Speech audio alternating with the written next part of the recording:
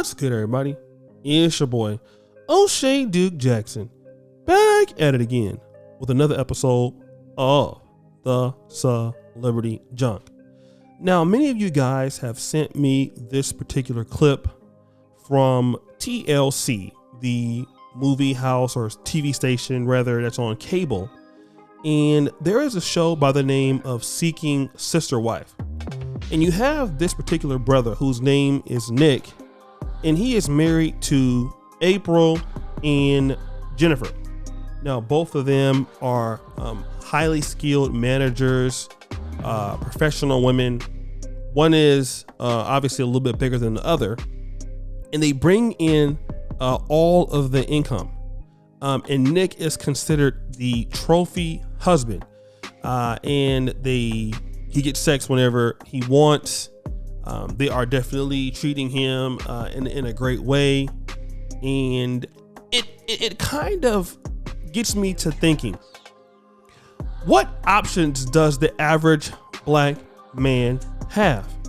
Now, let me just talk about this, because our brother Kevin Samuels, he put a lot of emphasis on the high value man.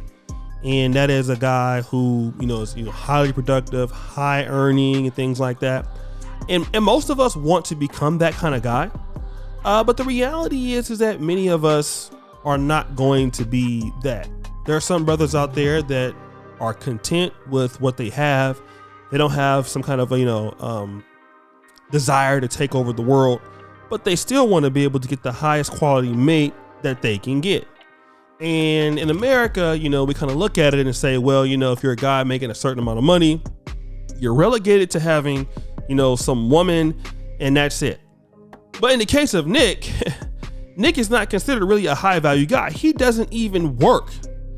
The women work for him, right? Or work with him in a family kind of setting. In this show, I watched the trailer. One of the ladies, the bigger one, I believe her name is April. She actually has a son from another marriage. It appears that she does have an affinity for dating black men, and he plays the role of the father for this particular young man. But as it seems, it's not like he's really selling for less here, guys. He not only has one wife, he has two. And the other lady is not so bad looking. She's actually pretty decent. And they're both taking care of him. So it makes me think, is the average black man undervaluing himself? Well, the question would be, hell yeah. I mean, if you look at what he's doing, right? How is it that this guy who doesn't have any income, a job, he has his women as the breadwinners, he doesn't have one, but two, and he can do it? What's the difference between him and the average black man? I believe it's the mentality. And I think that what happens is that women can agree to a lot of things that we feel that they won't agree to. And I believe that's really what we're talking about. I have some friends that I know that live similar lifestyles. And one of the things that I know about them is that, listen, they're very direct and upfront about how their life is. Listen, this is what I do. This is what I got going on. This is what I want. And either you can get down with it or not. And you'd be surprised what a woman will do if she likes you. I remember talking to Simple to P before on a show that we did. And I was thinking well, what about these lame guys out here who are considered nerds? Can they do the same things that, what the pimping would do? And he said, listen, it's not about if you're a pimp or not. It's about if a woman likes you. You can be a mechanic. You can be a cab driver. You can be whatever. As long as she likes you, a woman will do something for you. And we all know that guy who smashes all the chicks, bad chicks. And the dude is like an average guy. He don't make that much money, right? It's just his mentality. And I think that a lot of times we are the ones that are underselling ourselves as far as relationships. Now let's talk about this. Could he do this in the black community? It's possible, not as likely. And I think like a brother like Nick, he probably don't deal with black women at all. I mean, obviously he's dealing with two white women for a reason, right? And I've seen dudes like this. I remember I used to work with a dude named Boris. He used to work at my store. I used to be a courtesy clerk a long time ago. His wife was a doctor. She had went to Loma Linda and medical school. And she was a full-fledged doctor. They were married, and she was taking care of him, and he didn't really have to work that much because his wife was white and he was a black dude. And I am seeing that a lot of brothers who have their way a little bit easier, they're typically dealing with other races. Am I saying that you need to do that? No. And I'm not saying for you not to have a job and not support yourself and let women support you. Hell no. I could never be a man like that. I'm just going to be real.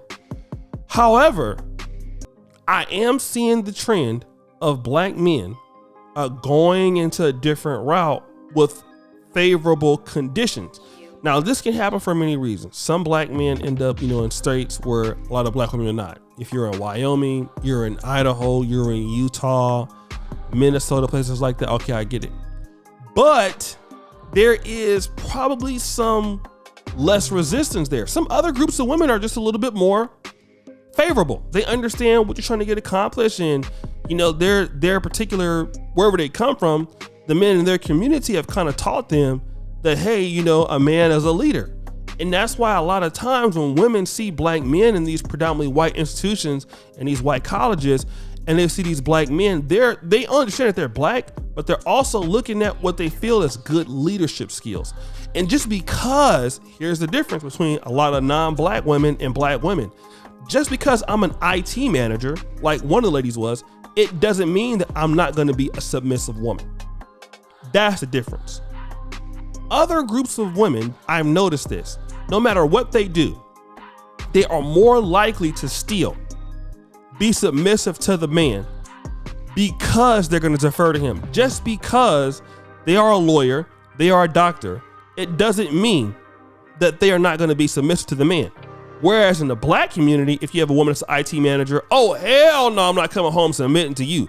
Who the hell you think you are? I'm the one that's paying the bills. I run this. You kind of see that.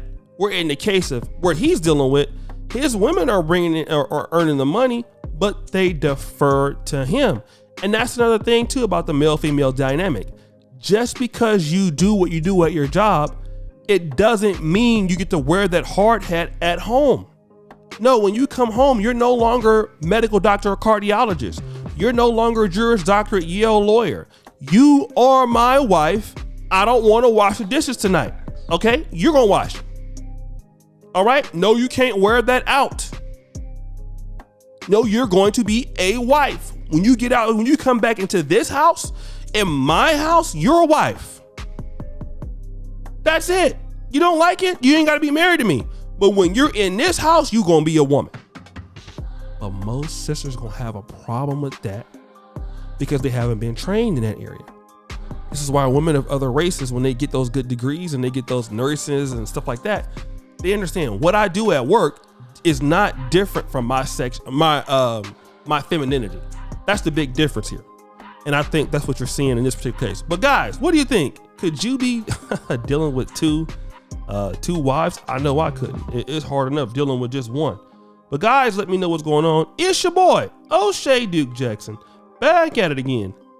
Another episode of The Celebrity Junk. I appreciate you for all that you do. Subscribe, hit the bell. Check out the first clip at the top. And as you know, the buffoonery remains an all-time high. I'm out.